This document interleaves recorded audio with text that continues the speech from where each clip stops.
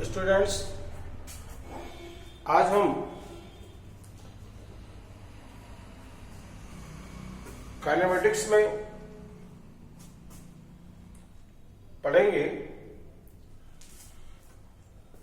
Motion in a plane. Motion in a plane, और उसमें जो मेन पढ़ना आपको यहां पर है वो आपका है प्रोजेक्टाइल मोशन।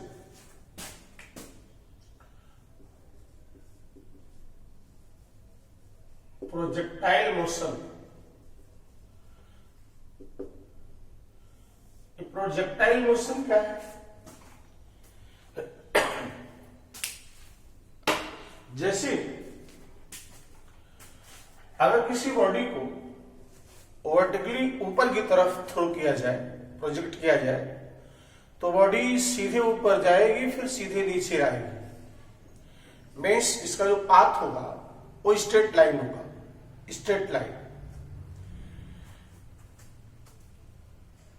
अगर बॉडी को इसी जमीन पे ऐसे चला दिया जाए तब भी स्ट्रेट लाइन में जाएगी। लेकिन अगर बॉडी को ना हॉरिजॉन्टल में किसी फर्श पे चलाया जाए और ना वर्टिकल,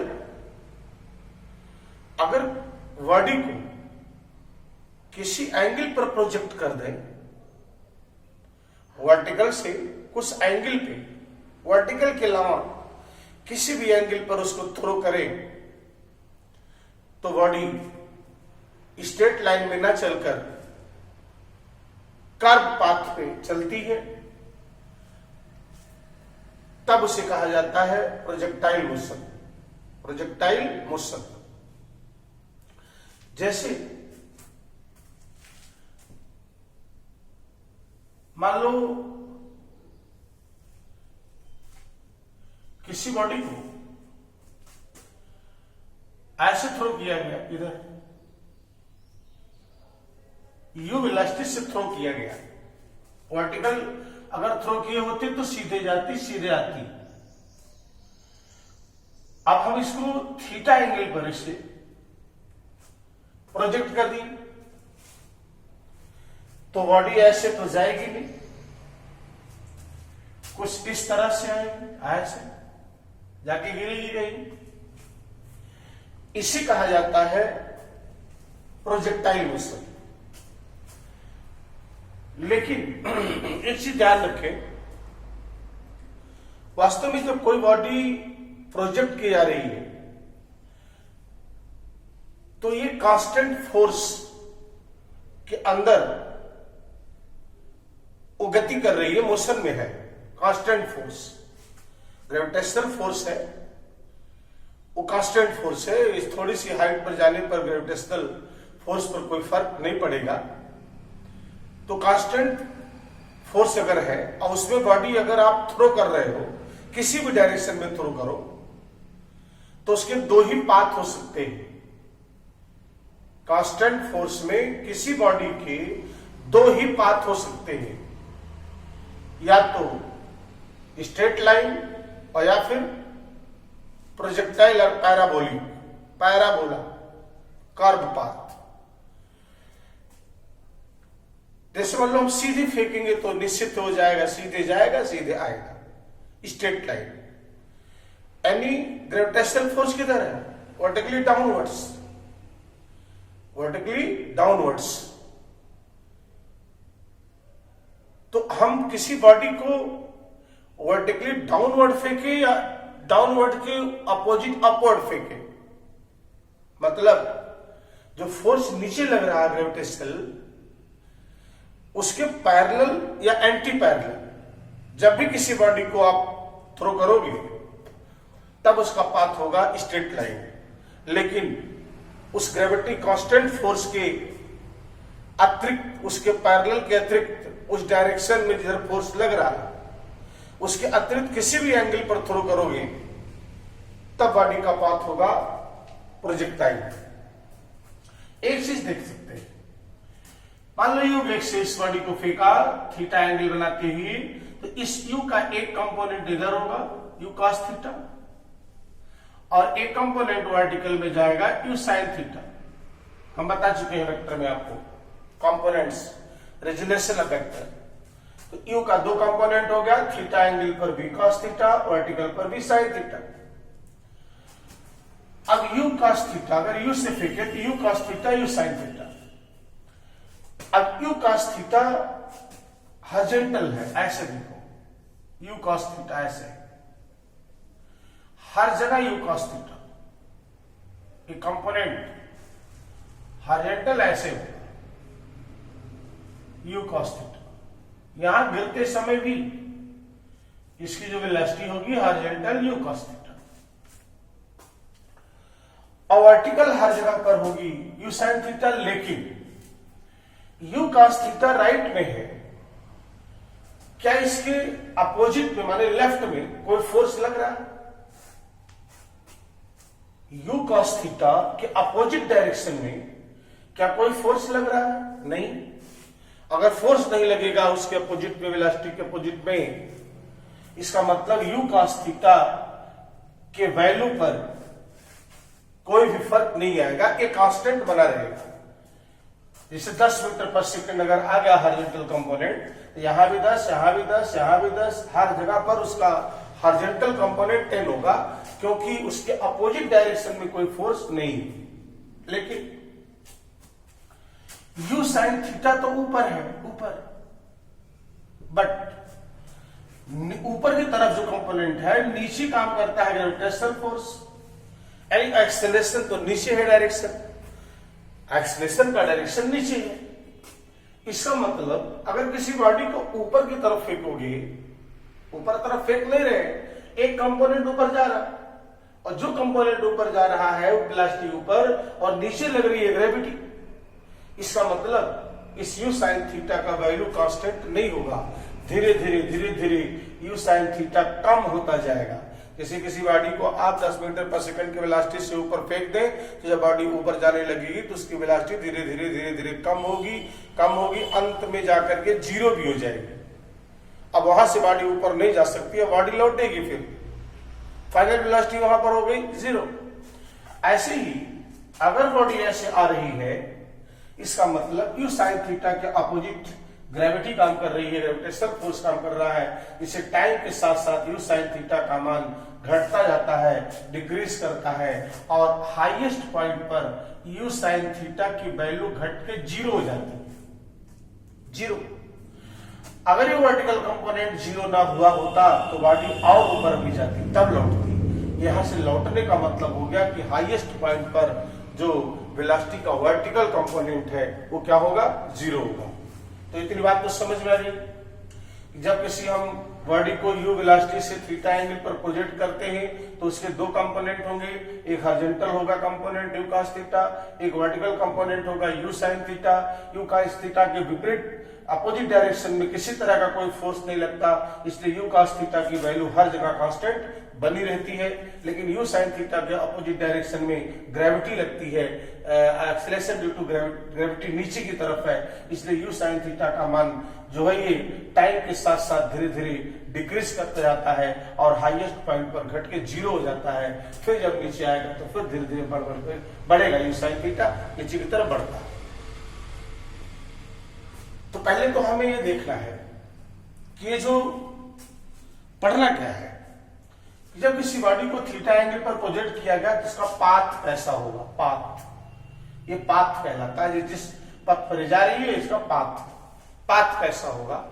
स्ट्रेट लाइन होगा, सर्कुलर होगा, इलिप्टिकल होगा, पैराबोलिक होगा, क्या होगा उसे हमें प्रूफ करना है। पहली चीज कि प्रोजेक्टाइल का पाथ कैसा होता है। दूसरी चीज ये पढ़ना है, मान लो ओ से फेंका गया, ए पर आकर गिरा, तो ओ से ए तक का आने का टाइम क्या है? टाइम, जिसे कहा जाता है time of flight. Time of flight, O से प्रोजेक्ट किया गया, आके ए पे गिरा। किसी बाल को आप फेंकते हो, आपने फेंक दिया बाल को, तो यहां से छोड़ा और जाके नहीं गिरा, तो यहां से छोड़ने वहां के गिरने तक के बीच टाइम ऑफ फ्लाइट, यानी कितने देर तक वो बॉल फ्लाइट करता रहा, हवा में रहा, उसी को निकालना है टाइम ऑफ फ्लाइट। दूसरा निकालना है मैक्सिमम हाइट का प्रोजेक्टाइल। ये मैक्सिमम कितनी हाइट, हाइट तो ये भी मैक्सिमम हाइट कितनी होगी ये निकालना है, और ये निकालना है रेंज, कितने डिस्टेंस पर जाकर गिरेगा। इसे रेंज कहते हैं। जहां से फेंका, जहां पे गिरा, वो जो बीच की डिस्टेंस आ रही है उसे कहा जाता है हॉरिजॉन्टल रेंज। पाथ देखना है प्रोजेक्टाइल कैसा होता है, टाइम पीरियड निकालना है, मीन से निकालना है आपको टाइम ऑफ फ्लाइट, यहां से तक जाने का time, maximum height of projectile और हॉरिजॉन्टल रेंज। एक एक करके हम इसको पढ़ते हैं। तो पहले टॉपिक डालेंगे हेडिंग में, path of projectile, path of projectile, path of projectile. Projectile का पाथ कैसा होता है। मान लो ये axis, X axis, Y axis, एक बॉडी को ऐसे प्रोजेक्ट किया गया यूं वेलोसिटी से। सपोज करो बॉडी ऐसे जाएगी, जाके गिरेगी कहीं ना कहीं। मान लो कि टी टाइम के बाद बॉडी यहां पर है, पी पॉइंट पर। टी टाइम के बाद, अरे भाई इससे टाइम बढ़ता जाएगा, बॉडी बढ़ती है, यहां मान सकते हैं पी पॉइंट आप कहीं भी ले सकते हो इस पाथ पे। और मान लेते हैं इसका कोऑर्डिनेट है एक्स वाई, एक्स वाई। तो आपको पता होगा इसका मतलब ये हुआ ये वाई और ये एक्स, राइट। अच्छा, इस यू के दो कंपोनेंट होंगे, एक कंपोनेंट इधर होगा यू कॉस थीटा जो कांस्टेंट होगा हमेशा, और एक कंपोनेंट इधर आएगा यू साइन थीटा जो टाइम के साथ साथ वेरी करेगा, बदलेगा। ये u sine theta vertical component. O से पी तक के जाने का टाइम टी है। तो अगर हम हॉरिजॉन्टल डिस्टेंस देखें, horizontal distance, horizontal distance equals horizontal velocity into time. Horizontal distance कितना, x, x। हॉरिजॉन्टल वेलोसिटी कितनी, u cos theta, u cos theta. Time लगा उससे पी तक जाने का t। तो यहां से हम t निकाल सकते हैं X Y u cos theta, equation number 1। t आ गया X by U cos theta. अब हम ये देखते हैं कि वर्टिकल डिस्टेंस, वर्टिकल के लिए फॉर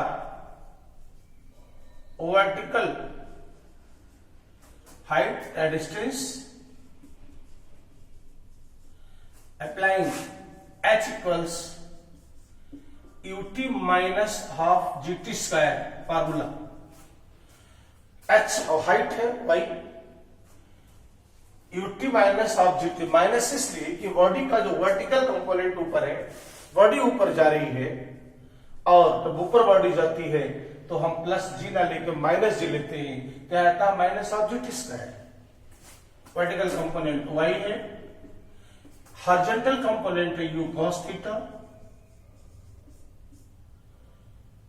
टाइम इक्वेशन एक से लिख सकते हैं x by U, horizontal no vertical height है y, u means vertical velocity है u साइन थीटा।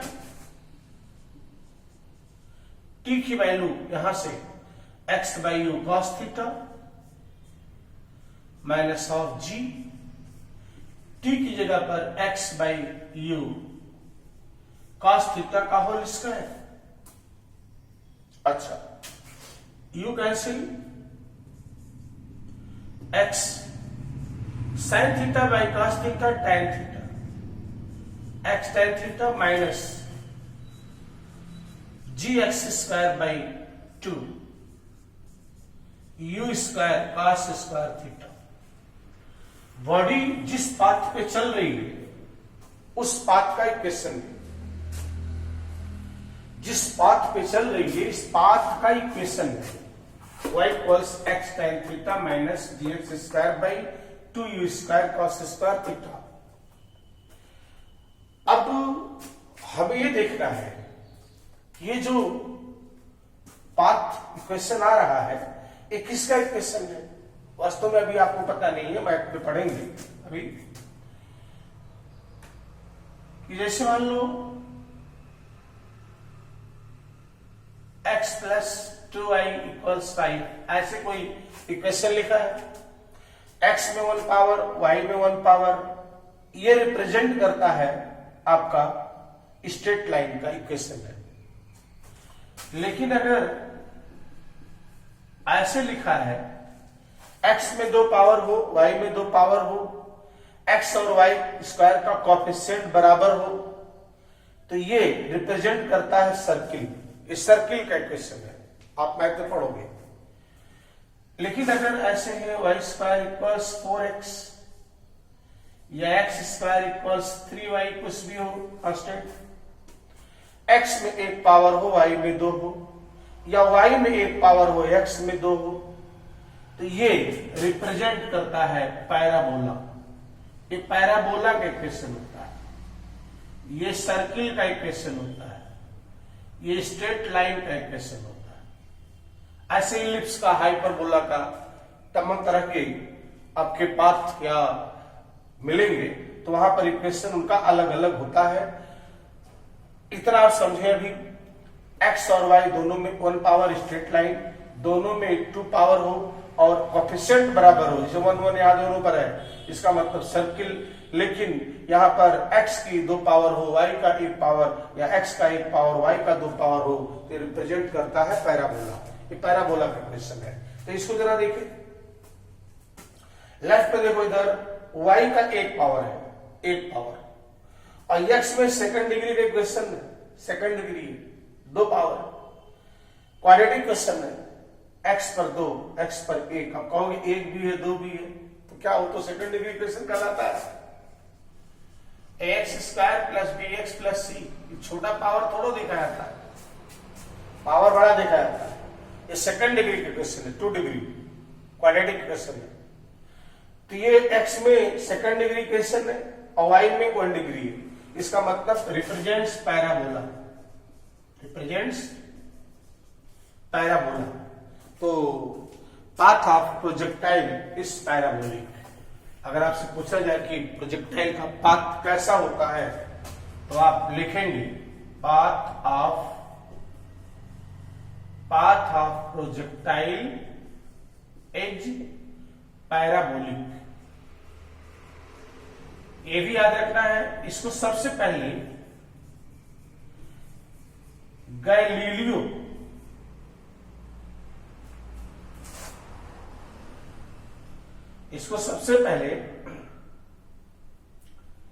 गैलीलियो ने प्रूफ किया था। सबसे पहले किसने प्रूफ किया था? गैलीलियो ने। क्या प्रूफ किया था? Path of projectile is parabolic. Path of projectile is parabolic. याद रखना है, इसको नोट कर लें। इसको path of projectile is parabolic.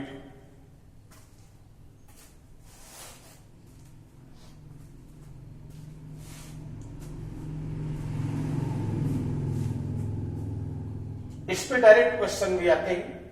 Question थोड़ा खत्म हो जाए टॉपिक तो बताते हैं। जो अभी पीछे पड़ा है motion in along straight line, उसमें भी मोशन इन प्लेन, दोनों का एक्सरसाइज एक साथ है। दोनों एक साथ आपको हम न्यूमेरिकल बताते हैं। अब हमें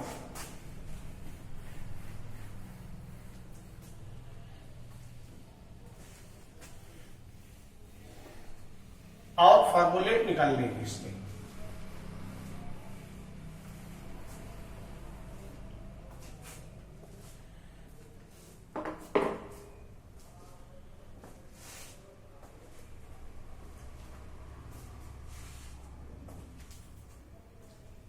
इतना आप जरूर याद रखेंगे। जब कहीं कांस्टेंट फोर्स होता है तब बॉडी को जब उस कांस्टेंट फोर्स के अंतर्गत उसे प्रोजेक्ट किया जाता है तो उसकी केवल दो ही पाथ हो सकते हैं, या तो स्ट्रेट लाइन या तो पैराबोला। जब बॉडी का मोशन अलोंग द फोर्स हो, पैरेलल और एंटी पैरेलल, तो path will be straight line. अगर नहीं है ऐसा, पैरेलल एंटी पैरेलल फोर्स की नहीं है बॉडी का मूवमेंट या मोशन, तब पाथ होगा पैराबोलिक। पहली चीज हमने यहां पे देखा था कि जब किसी बॉडी को यू वेलोसिटी से एक्स एक्सिस से थीटा एंगल पर प्रोजेक्ट किया तो उसके दो कंपोनेंट आए, you cos theta, you sine theta. Horizontal component you cos theta के अपोजिट डायरेक्शन में किसी तरह का कोई फोर्स नहीं होता, इसलिए उसकी वैल्यू हर जगह कांस्टेंट बनी रहती है। यू साइन थीटा के अपोजिट डायरेक्शन में फोर्स ड्यू टू ग्रेविटी काम करता है, इसलिए उसकी जो वैल्यू है लगातार कम होती रहती है और हाईएस्ट पॉइंट पर जाकर के हो जाती है 0। फिर जब नीचे बॉडी लौटती है हाईएस्ट पॉइंट से, तब फिर यू साइन थीटा की वैल्यू बढ़ती रहती है, इंक्रीज करती है, जबकि यू कॉस थीटा हमेशा कांस्टेंट बना रहता है। हमने ये भी निकाला कि जब किसी बॉडी को किसी दूसरे एंगल पर, थीटा एंगल पर प्रोजेक्ट कर रहे हैं, पैरेलल या anti parallel to gravity force के अलावा किसी एंगल पर प्रोजेक्ट करते हैं, तो जो उसका पाथ मिला वो कैसा मिला? पैराबोलिक। ये प्रूफ आपको आना चाहिए कि किस तरीके से पैराबोलिक होता है, इसका प्रूफ आपको क्लियर होना चाहिए। ओके, बस इस लेक्चर में आज इतना ही। Thank you.